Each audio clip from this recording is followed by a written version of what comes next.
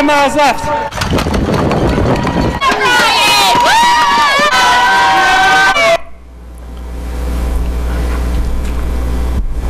Yeah, none of the hills looked exceptionally scary. I mean, I had expected Heartbreak Hill to loom over the course like a mountain, but it was just a long, steady incline. It didn't break my heart, but by the time I got to the hill, I had slowed considerably. I wasn't in agony, I just couldn't pick up my pace. I kept running inexorably slower with every mile, from a 10-minute to 10:30 to 11-minute pace. By the time I got to Heartbreak Hill, I was running at about a 12-minute pace. And as he said in the film, it's all downhill after Heartbreak, and that's where if you've trained on hills, you can make up time and finish strong. But I hadn't, and I didn't. Home stretch, mile 24.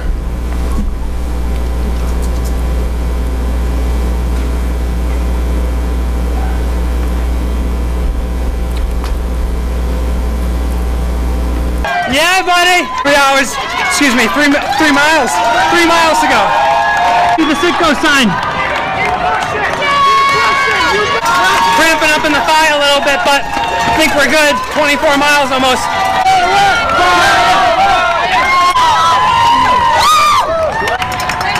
Woo! Get it, get it, get it, get it, get it, get it. Thanks for coming out, Steve. I'm seeing a lot of white and blue bibs, so I think I'm making pretty good time. Almost 25 miles. Sitco.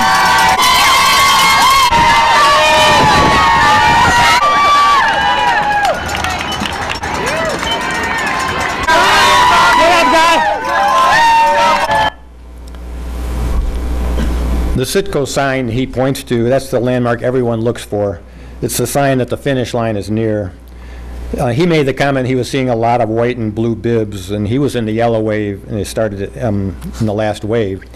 And he was passing folks from the white and blue, including me. I had the opposite experience. I felt like everyone in the race was passing me at this point, and I was running at nearly almost a 13-minute pace. And everything I'd been told about the downhills was true. It's really hard on your quad muscles. I just couldn't make my legs go any faster, even with the assistance of gravity. Now we're at the half-mile to go point.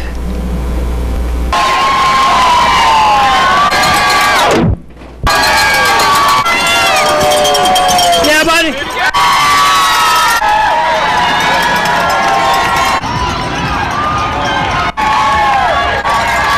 Half mile to go. Cramping my left hamstring.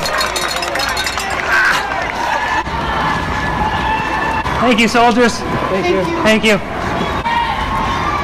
Right onto Hereford Street.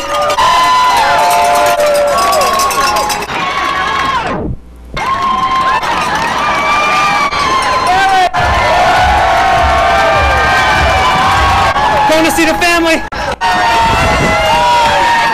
Hey guys.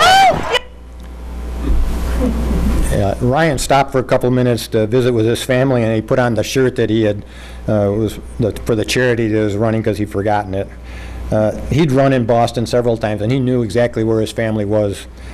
I had no idea where Suzanne and Christy were, and by then all I wanted to do was cross that finish line and stop running.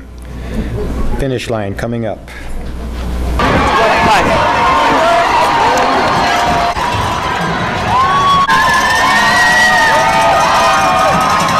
Feeling good. Thank you for everyone's support.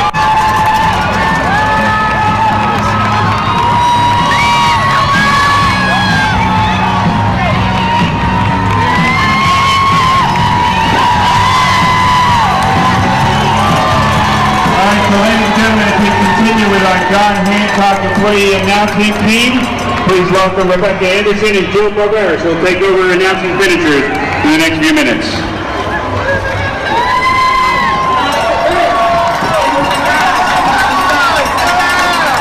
Thanks, guys.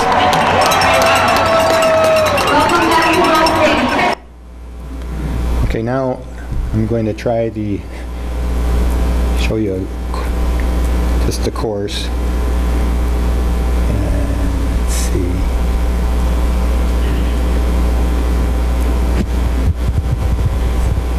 All right, this is the course starts in Hopkinton, like I said, and you know, it winded its way to Boston, 26 miles.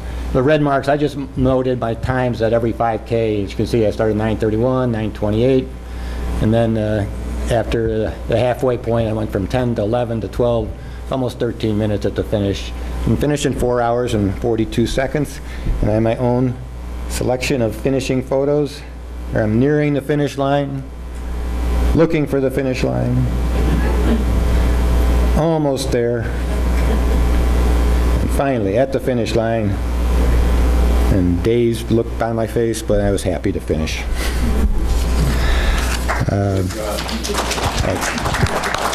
Thank you for this opportunity, and you know, I'm happy to answer any questions you have about the race or the triathlons or my novels or anything else. Thank you.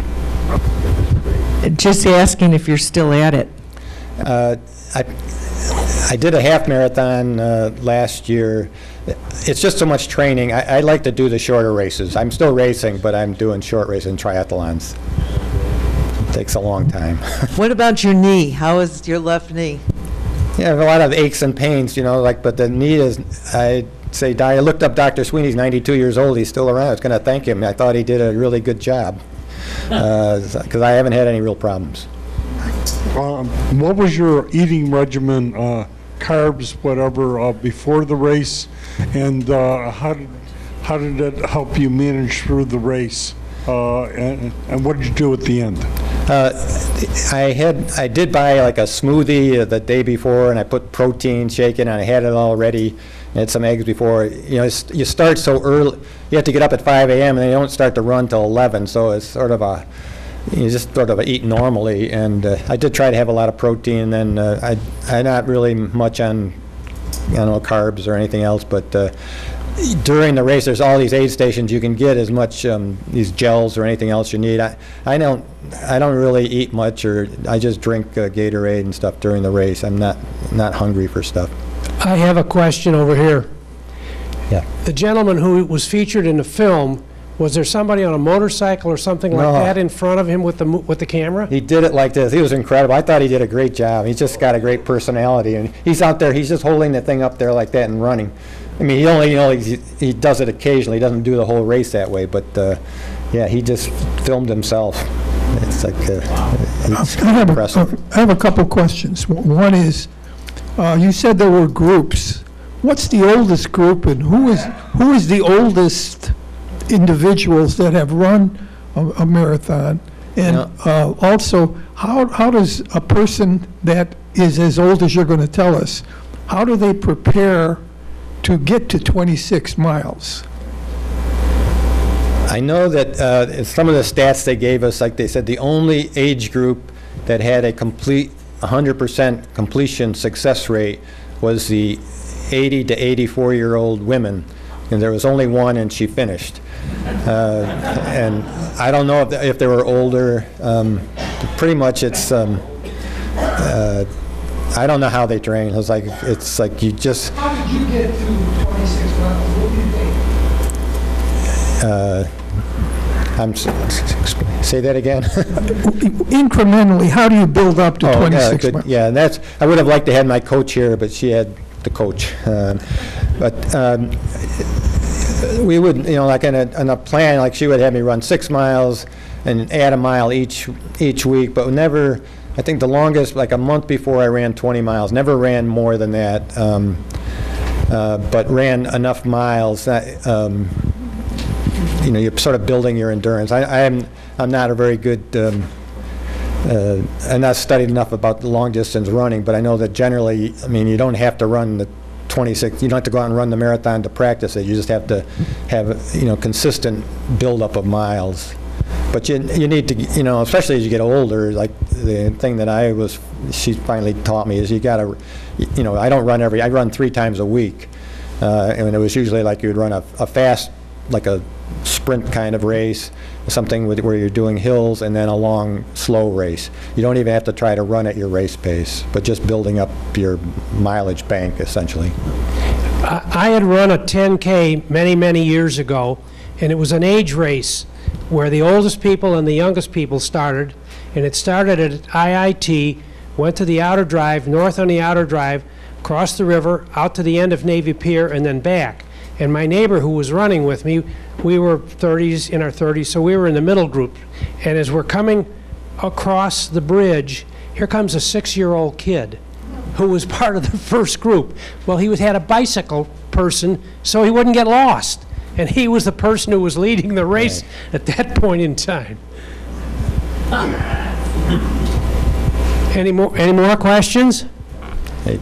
Okay, back to Jim. Thank you. Thank Let me you. get over here by the microphone.